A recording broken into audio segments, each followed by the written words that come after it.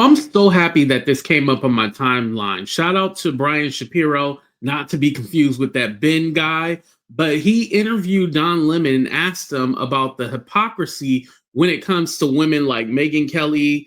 You have the Nancy Mace, you have Marjorie Taylor Greene. Why do they get away with saying anything that they want to, but Don Lemon doesn't? It's because he's Black. Let's go ahead and get into the show. But first, hit that like button, subscribe to the channel, all that good stuff. And let's get to it after this intro.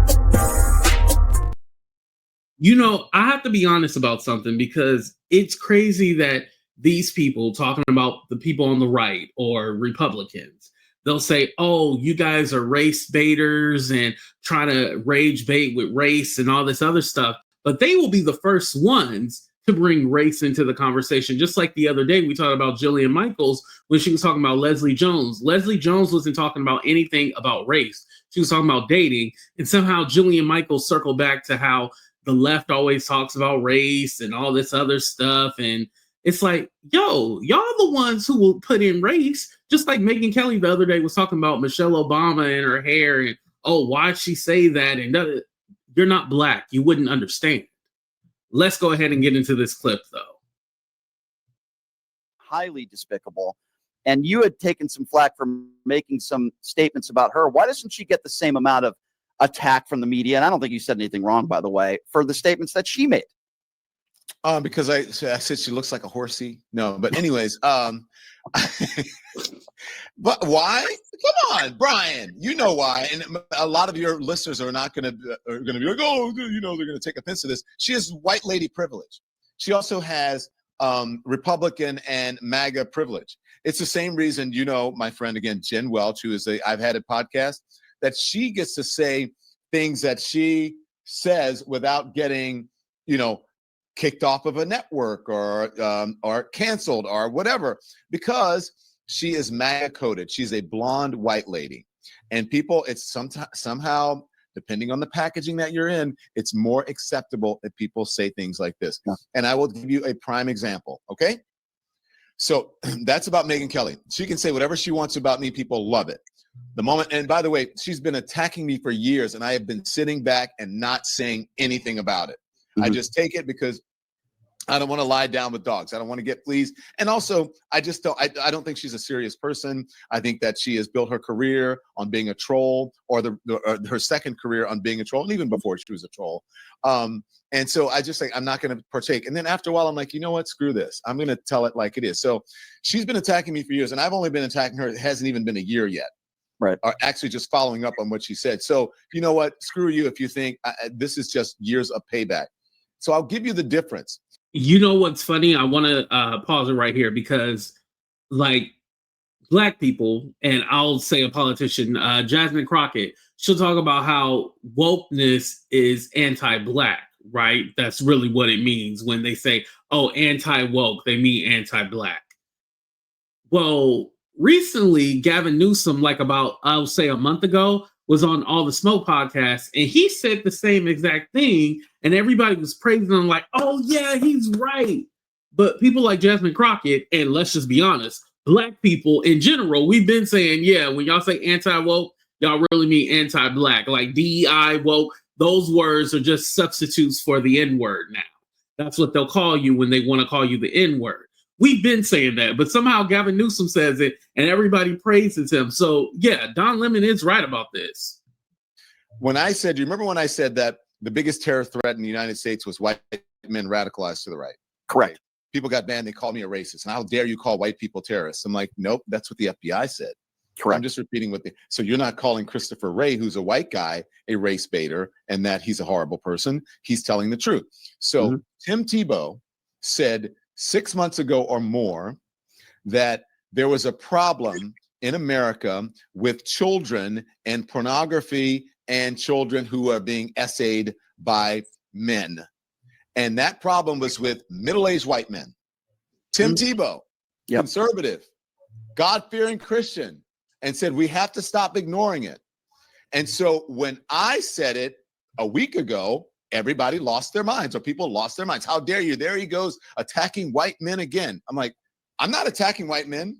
I'm just telling. But they can throw in statistics like, oh, black people commit all the crimes and they're the heavily populated in the prison system and they'll like sound off on all the statistics bad about black people. But when you throw back in their face like, oh, well, what about these statistics? They still will be all like, oh, well, that's racist. Why are you putting race into it? But whatever makes us look bad, they don't mind saying that. You know, the crazy part is, but it's funny because if you actually look at the numbers, white people commit more crimes. If you look at the numbers by large, yeah, they're the ones who commit more crime. So it's funny that they say that. They'll look at the per capita or small percentage, be like, oh, see, it's all the black people. You the truth. We're in the middle of an Epstein investigation, or the releasing of the files. Something fishy is going on.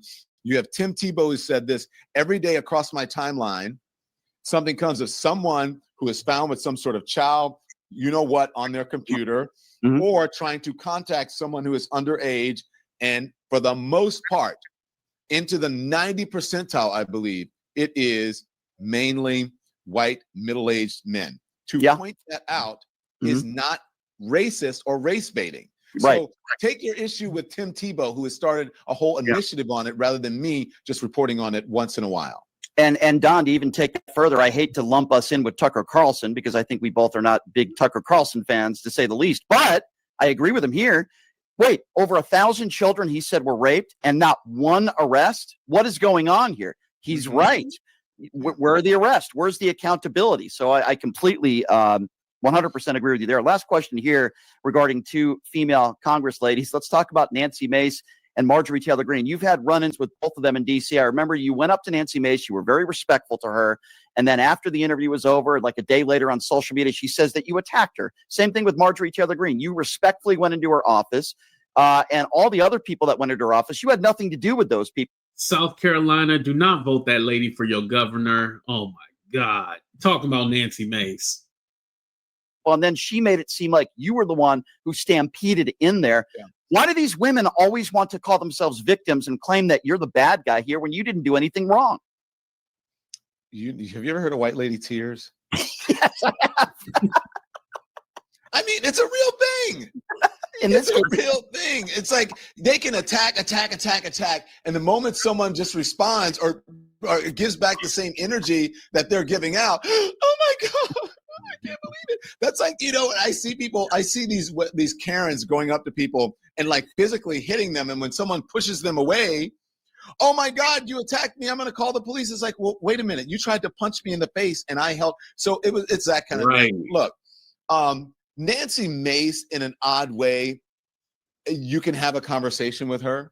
You can still try to have a conversation with her, but you never know. I think she's unraveling publicly, and I hate to see that. I think she's been really affected by the Epstein files. I don't know if she's a survivor. Perhaps she is. And if she is, then I understand, you know, that she this may be hitting her hard, because I am a survivor. And every time you hear about these things, it's triggering.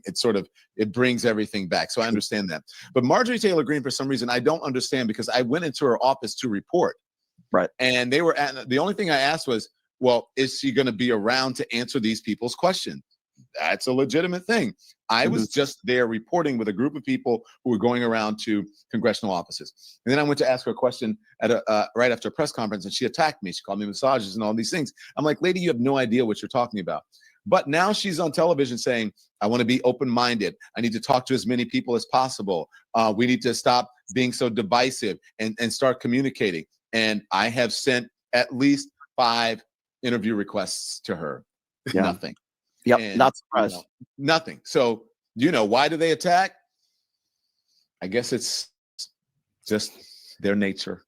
Last week, maybe it is. Last week. And the crazy part is that the party that talks about cancel culture and people being too sensitive and you can't say this and that, and they feel like freedom of speech, like they're the weakest people. They're the real snowflakes. They always like to call the left snowflakes, but it's all like, no, you guys are overly sensitive. I thought you could take it. I thought This was supposed to be freedom of speech. You're supposed to be allowed to say anything.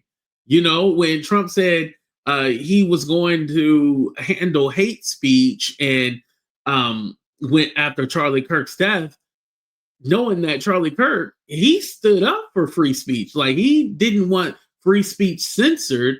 And what Trump wanted to do was censor free speech. So it's just crazy how all of a sudden everything changes when it affects you guys. But when you talk about us or talk about people in general, or we'll say in this case, when you talk about black people, y'all don't give a damn. Like, y'all say whatever is on your mind. Okay, we'll be able to get that smoke right back.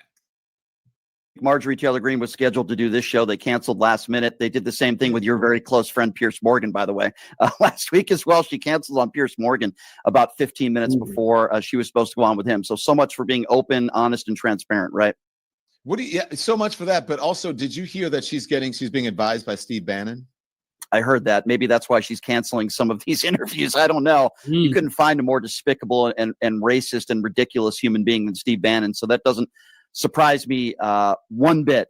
Don, before I let you go, I got to get down to New York and do one of these events with you. I'm very... Right. So I'm going to go ahead and stop it right here, but make sure you guys check out the Brian Shapiro show. He has a longer interview. This is just a little small clip, but he has a longer interview with Don Lemon. But I just found it was interesting because I've been noticing that Don Lemon will be called like a race baiter. And I just hate when y'all use that as a neck. Listen, I get it a lot too. And they say, oh, AT2, you always talk about race. Well, I'd rather people say I talk about race rather than they say I'm trying to cause harm to people or I'm trying to lie or mislead people. I'd rather you guys say I'm the race guy rather than that. So, hey, I take it with pride.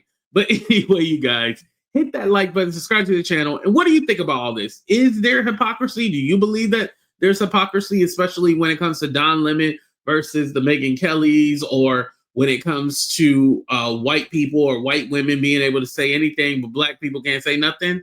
Let me know in the comment section. I'd love to have a conversation with you guys. And let me know if you guys want to live on this, because maybe I'll have you guys come up and discuss this. I love y'all. Thank y'all for watching, but we out. Deuces, everybody.